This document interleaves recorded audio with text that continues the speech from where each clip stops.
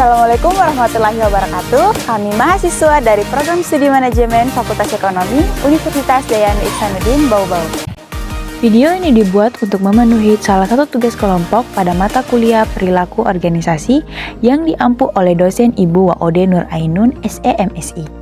Kami dari kelompok 2 yang terdiri dari 9 orang.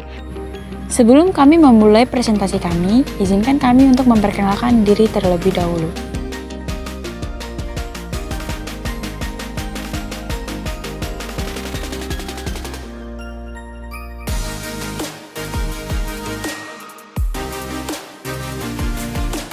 Inilah dia video presentasi dari kami.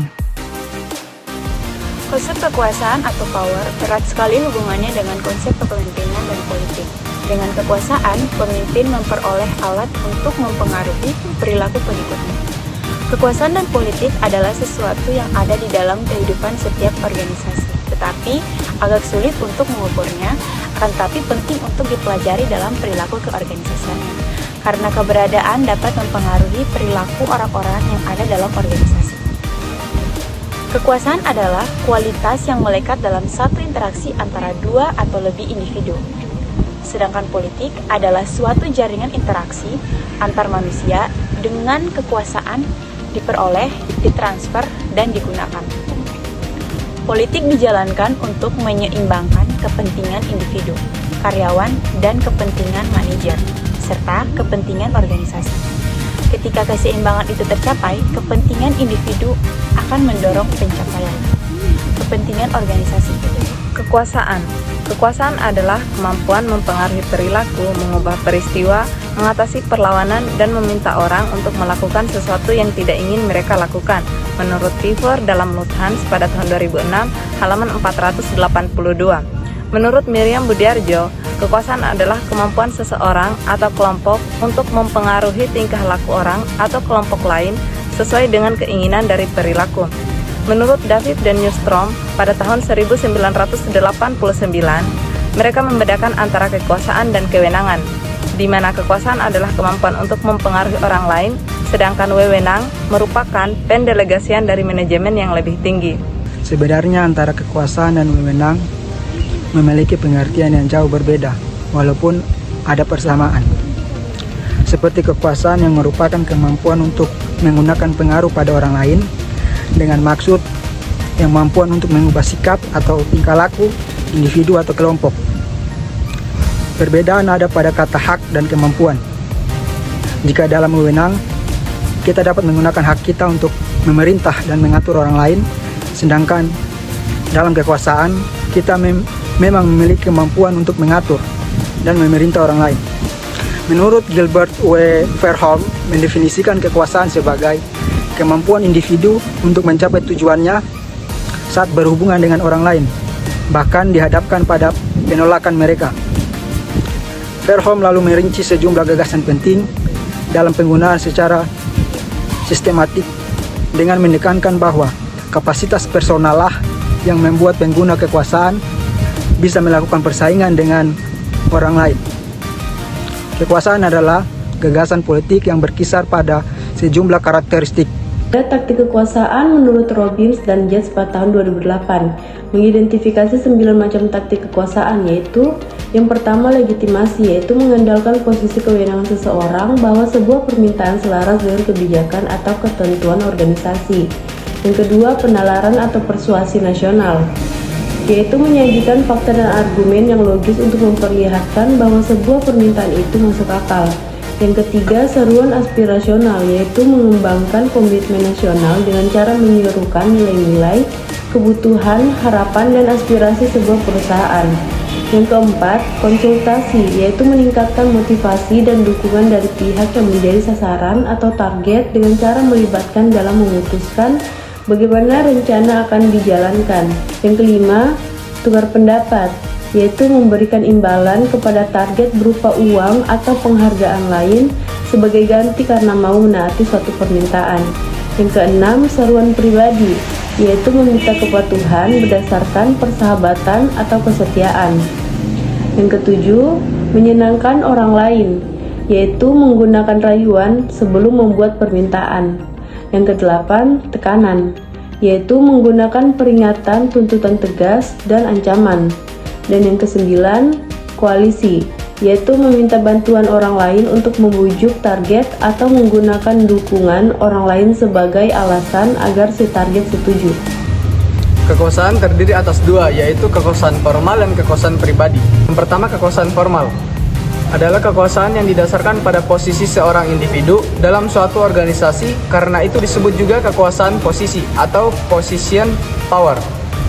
Kekuasaan formal mencakup kekuasaan koersif, yaitu kekuasaan yang bersumber pada kemampuan dalam menggunakan ancaman dan hukuman. Kekuasaan imbalan, yaitu kekuasaan yang bersumber pada kemampuan orang mengontrol sumber daya dan memberikan imbalan pada orang lain. Kekuasaan legitimasi, yaitu kekuasaan yang bersumber pada hak atau wewenang resmi dalam organisasi. Wewenang biasanya diterapkan melalui permintaan, perintah, maupun instruksi. Yang kedua, yaitu kekuasaan pribadi, yaitu kekuasaan yang berasal dari karakteristik individu yang unik. Kekuasaan pribadi mencakup kekuasaan keahlian, yaitu kekuasaan yang bersumber pada kemampuan spesifik atau keahlian dalam bidang tertentu. Kekuasaan rujukan, yaitu kekuasaan yang bersumber pada ciri khas kepribadian tertentu. Karakteristik kekuasaan menurut Fairholm adalah 1. Kekuasaan bersifat sengaja karena meliputi kehendak, bukan sekedar tindakan acak. Kedua, kekuasaan adalah alat instrumen, ia adalah alat guna mencapai tujuan. 3. Kekuasaan bersifat terbatas, ia diukur dan diperbandingkan di aneka situasi atau dideteksi kemunculannya. 4. Kekuasaan melibatkan kebergantungan, terdapat perbatasan atau faktor kebergantungan, ketidakbergantungan yang melekat pada penggunaan kekuasaan. Kelima, kekuasaan adalah gagasan bertindak, ia bersifat samar dan tidak selalu dimiliki. 6. Kekuasaan ditentukan dalam istilah hasil menentukan kekuasaan yang kita miliki. Ketujuh, kekuasaan bersifat situasional, taktik kekuasaan tertentu, efektif dan suatu hubungan tertentu, bukan seluruh hubungan. Kedelapan, kekuasaan didasarkan pada oposisi atau perbedaan. Partai harus berbeda sebelum mereka bisa menggunakan kekuasaannya. Selanjutnya kita akan masuk pada pembahasan politik organisasi. Politik organisasi adalah cara individu dalam berpikir, bersikap, berperilaku, dan pilihan bahasa yang berliku-liku dan penuh intrik kepentingan diri sendiri, kepentingan pribadi yang secara tersamar berhubungan dengan kekuasaan dan pengaruh dalam latar organisasional, baik untuk tujuan jangka pendek, jangka menengah, maupun kepentingan jangka panjang. Tujuan yang bersifat konkret maupun tujuan yang bersifat abstrak yang tidak disetujui tetapi secara organisasional juga tidak dilarang. Granberg dan Baron tahun 2000 mendefinisikan politik organisasional sebagai penggunaan kekuasaan secara tidak resmi untuk meningkatkan atau melindungi kepentingan pribadi. Bagi Robert Morgan, organisasi serupa dengan sistem politik. Politik di dalam organisasi atau organisasional politik dengan memfokuskan perhatian pada 3 konsep, yaitu 1. Interest atau kepentingan adalah kecenderungan meraih sasaran, nilai, kehendak, harapan, dan kecenderungan lainnya yang membuat orang bertindak dengan satu cara ketimbang lainnya. 2. Konflik adalah ketidaksesuaian antara harapan dan kenyataan. 3. Kekuasaan atau power adalah kemampuan untuk mempengaruhi orang lain atau pihak lain. 4. Faktor penyebab perilaku politik terbagi atas 2, yaitu 1. Faktor individu yang berasal dari pengendalian diri, di mana pengendalian diri tinggi, kebutuhan kekuasaan tinggi, maka timbullah perilaku politik. Dan locus of control internal tinggi, merasakan dapat mengendalikan lingkungan. 2. Faktor organisasi berasal dari budaya organisasi, kurang kepercayaan terhadap organisasi, ambiguitas peran dalam organisasi. Konsep politik dapat dibatasi menjadi 2. Pertama, politik sebagai kepentingan umum merupakan suatu rangkaian asas, prinsip, keadaan dan jalan, serta alat yang digunakan untuk mencapai tujuan tertentu, atau suatu keadaan yang kita kehendaki disertai dengan jalan, cara dan alat yang akan kita gunakan demi mencapai keadaan yang kita inginkan. Politik dalam arti adalah tempat keseluruhan individu atau kelompok bergerak dan masing-masing memiliki kepentingan atau idenya sendiri. Kedua, politik kebijaksanaan dalam arti kehendak, kebijakan, atau pertimbangan-pertimbangan tertentu yang dianggap lebih menjamin terlaksana suatu usaha, cita-cita, atau kehendakan yang kita hendaki. Kebijaksanaan adalah suatu kumpulan keputusan yang diambil oleh seorang perilaku atau kelompok politik dalam usaha memiliki tujuan-tujuan dan cara-cara untuk mencapai tujuan-tujuan itu.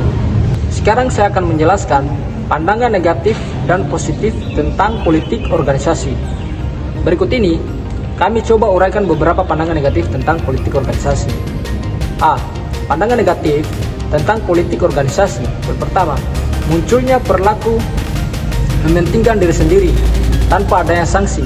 Kedua, memicu munculnya konflik dan ketidakharmonisan pada level individual dan organisasi. Ketiga, memicu terbentuknya lingkungan kerja yang keras dan tidak nyaman. 4.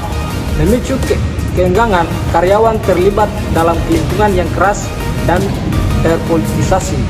Kelima, menyebabkan kinerja individu dan organisasi rendah, memicu sikap negatif terutama pada karyawan level bawah. Keenam, pemicu stres. Pandangan positif tentang perilaku politik organisasi. Satu, meningkatkan kinerja dan pencapaian tujuan organisasi, pemahaman akan nilai kebersamaan. Kedua, pengembalian keputusan dan kebijakan yang tepat sasaran, meningkatkan daya kritis dan memicu kreativitas individu dalam sebuah organisasi.